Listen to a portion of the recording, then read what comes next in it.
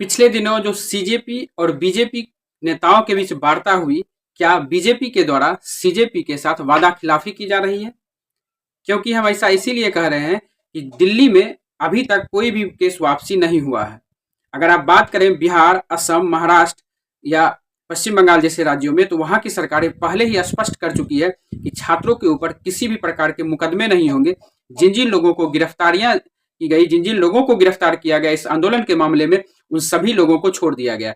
बिहार सरकार पहले ही घोषणा कर चुकी है कि कोई भी मुकदमा नहीं होगा और सभी लोगों को छोड़ दिया गया है। इसी मामले में बिहार के पूर्व मुख्यमंत्री लालू प्रसाद यादव जी के बेटे तेज प्रताप यादव को भी गिरफ्तार किया गया था, परंतु उन्हें भी छोड़ दिया गया। तो बिहार में पहले ही सारे केसेस रद्द कर दिए गए हैं और सभी लोगों को छोड़ दिया गया है। ऐसा ही स्थिति असम में है, ऐसा ही स्थिति महाराष्ट्र में है, ऐसा ही स्थिति कोलकाता में भी है। वहां भी जो भी लोग आंदोलन में शामिल हुए थे उन सभी लोगों को छोड़ दिया गया और किसी भी बच्चे पर केस नहीं होगा, वहां की सरकार पहले ही घोषणा कर चुकी है। परंतु दिल्ली में यह मामला अलग है। दिल्ली में ना तो अब तक जिन्हें गिरफ्तार किया गया उन्हें छोड़ा गया, ना ही ऐसा कोई बात हो रहा है जिसमें यह कहा जा रहा है कि केस वापसी हो जाएगा।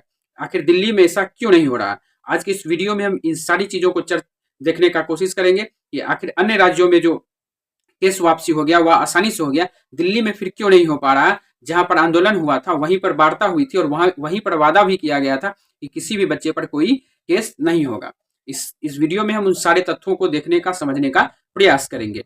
अगर आप दिल्ली की बात करेंगे तो दिल्ली में केस वापसी नहीं होने के कई कारण हो सकते हैं, क्योंकि दिल्ली वह मूल जगह था जहां पर यह आंदोलन हुआ था।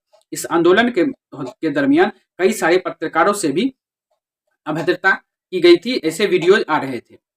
हालांकि वास्तविकता क्या थी इसकी हम पुष्टि नहीं करते हैं। उन पत्रकारों के द्वारा भी मुकदमे दर्ज करवाए गए। अब नियम यह कहता है कि जब तक वे पत्रकार अपना मुकदमा वापस नहीं लेंगे तब तक वो मुकदमा बंद नहीं होगा।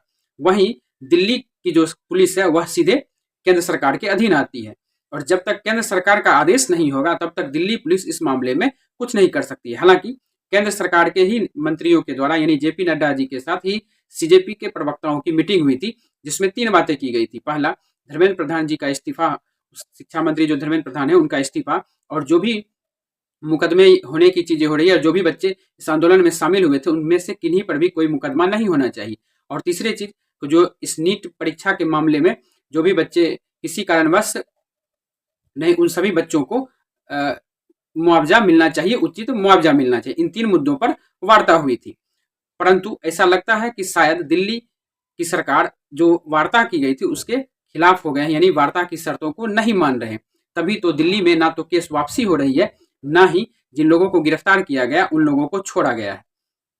सीजेपी के लोग भी इसमें सुप्रीम कोर्ट की बात को भी अब मानने से इनकार कर रहे हैं, क्योंकि सुप्रीम कोर्ट ने एक टिप्पणी किया था। सुप्रीम कोर्ट ने एक मामले में, इसी मामले को सुनवाई के दौरान कहा था कि जो भी बच्चे 18 वर्ष से कम उम्र के नाबालिग हैं और उनका किसी भी केस से कोई लेना देना नहीं है, उन सभी बच्चों के ऊपर कोई मुकदमा नहीं हो और छोड़ दिया जाए। परंतु जिन लोगों के ऊपर पहले से ही मुकदमे दर्ज हैं उन लोगों के ऊपर कार्रवाई होनी चाहिए। इसी चीज को लेकर के सीजेपी के प्रवक्ताओं ने विरोध किया था और उनका कहना था कि जो भी लोग इस विरोध में शामिल हुए हैं उनमें सभी लोगों को छोड़ा जाना चाहिए, भेदभाव नहीं होना चाहिए। इस बात को लेकर के भी सरकार और सीजेपी के नेताओं के बीच बात ठन गई है, यानी उन लोगों के बीच विवाद गहराता जा रहा है और पुनः आंदोलन की धमकियां भी सीजेपी के नेताओं के द्वारा दिया जा रहा है। अगर आप पिछले आंदोलनों की चर्चा देखेंगे तो किसान आंदोलन में भी मुकदमे दर्ज किए गए थे और उनमें से 50 से ज्यादा मुकदमे दर्ज हुए थे। उनमें से 17 मुकदमे वापस ले लिए गए थे। तो फिर इस बार मुकदमे वापस क्यों नहीं लिए जा रहे हैं? इस बार सीजेपी के नेताओं के साथ वादा खिलाफी क्यों हो रही है? कमेंट बॉक्स में अपने विचार जरूर रखिएगा कि इस मामले में आपके विचार क्या हैं। आप इस मामले में अपने विचार कमेंट बॉक्स में जरूर रखिएगा। आंदोलन के दौरान कई सारे पुलिस वाले को भी चोट लगी। हालांकि यह आंकड़ा धीरे धीरे बढ़ता चला गया और पुलिस वालों का कहना है कि 250 से ज्यादा पुलिसकर्मी भी घायल हुए हैं। इसको लेकर के भी अलग अलग मुकदमे दर्ज कराए गए हैं। वहीं दिल्ली में जो गिरफ्तारियां हुई है उनमें 2000 से ज्यादा ऐसे लोग हैं जिनमें पहले से ही मुकदमा दर्ज था और इन लोगों पर जो मुकदमा दर्ज किया गया था वो मुकदमे हत्या के मामले, हथियार यानी आर्म्स एक्ट के मामले, लूटपाट या डकैती के मामले दर्ज थे। दिल्ली पुलिस का कहना था, या जो सूचना आई है इसमें वह यह आई है कि दिल्ली पुलिस ने इस पूरे घटनाक्रम के लिए अपने एक एआई आधारित तकनीक का इस्तेमाल किया जिसमें चेहरा पहचानने का चेहरा पहचानने वाले मशीन लगाया था और उसके द्वारा वह सभी लोगों को पहचानने का प्रयास कर रही थी। दिल्ली में इस मशीन का इस्तेमाल 2017-18 के दौरान ही किया गया था। इसका इस्तेमाल बच्चों को ढूंढने के लिए, यानी जो गायब हो गए हैं बच्चे, उन्हें ढूंढने के लिए इस मशीन का इस्तेमाल किया जाना था। परंतु इसी मशीन का इस्तेमाल किसान आंदोलन के दौरान भी किया गया और अब जंतर मंतर पर भी विरोध प्रदर्शन के दौरान इस मशीन का इस्तेमाल किया गया, जहां पर कहा जाता है कि चेहरा पहचान करके उनके जो आंदोलन में लोग शामिल थे उनके चेहरा को डिटेक्ट करके, पहचान करके उसके सारे डिटेल्स निकाले जा रहे हैं। जब सुप्रीम कोर्ट में इस मामले की सुनवाई हुई तो सुप्रीम कोर्ट ने भी कहा कि पुलिस के द्वारा लाठीचार्ज किया जाना गलत है। किसी भी लोकतांत्रिक देश में लोगों को अपने बात रखने का, शांतिपूर्ण बात रखने का, विरोध प्रदर्शन करने का पूरा अधिकार है, परंतु जो भी लोग इसमें शामिल थे, जिन लोगों ने उपद्रव किया है, जिनके ऊपर पहले से मुकदमे दर्ज हैं, उनके ऊपर पुलिस कार्रवाई कर सकती है। वहीं सुप्रीम कोर्ट ने यह भी कहा कि जो नाबालिग बच्चे हैं, जिनकी उम्र 18 वर्ष से कम है, उन बच्चों को छोड़ा जाना चाहिए, उन बच्चों पर कोई भी मुकदमा नहीं होना चाहिए। अब ये सारी चीजें जो है वो कोर्ट सीजेपी और बीजेपी के बीच का है। वहीं कुछ सवाल ऐसे भी हैं जो सबके मन में घूमते होंगे। 2-3 सवाल ये है कि जो सादी वर्दी में लोग थे, पुलिस वालों के साथ जो डंडा लेकर के सादी वर्दी में जो लोग थे, जो बच्चे के ऊपर और आंदोलनकारी लोगों के ऊपर लाठियां चला रहे थे, आखिर वे लोग कौन थे? बिहार में जब विरोध प्रदर्शन हुआ तो पुलिस कर्मी को किसने इजाजत दिया कि वह AK-47 लेकर के सड़कों पर उतर जाए? ये सवाल पुलिस के लिए भी है कि सादी वर्दी में लोग क्यों आए, वे कौन थे, कहां से आए, उन्हें किसने इजाजत दिया?